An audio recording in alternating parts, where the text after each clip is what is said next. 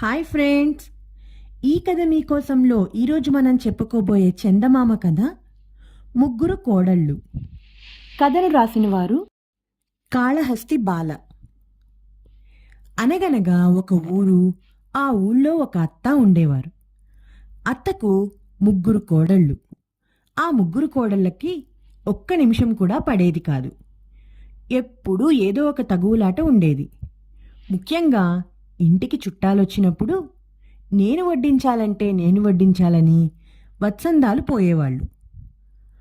OC మీ దుంపలు తెగ గుట్టుగా జరిగిపోయే సంసారాన్ని బజార్లో పెడతారటే అని అత్తవారిని మందలించేది. అయినా కోడళ్ల తగువులు తెగేవి కాదు.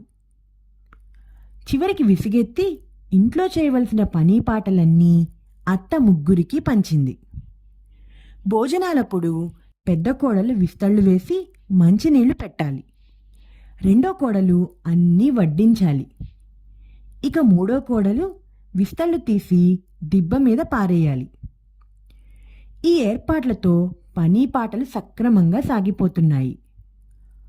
కోడళ్ళు పోట్లాట మానేశారు. అత్త చాలా సంతోషించింది. ఇక సంసారానికి ఎలాంటి రద్దీ లేదనుకుంది. ఇలా ఉండగా ఒకరోజు నా ఇంటికి చుట్టాలు వచ్చారు.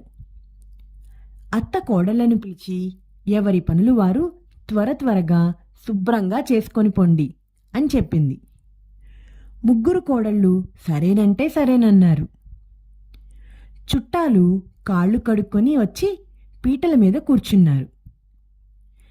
పెద్ద కోడలు త్వరగా విస్తళ్ళు వేసి నీళ్లు పెట్టింది. బంధువులు సంతోషించారు. రెండో కోడలు వచ్చి గబగబా చేసిన 4 పిండి వంటలు వడ్డించిపోయింది. అంత తొందరగా వడ్డించినందుకు కూర్చున్న వాళ్ళంతా ఆశ్చర్యపోయారు.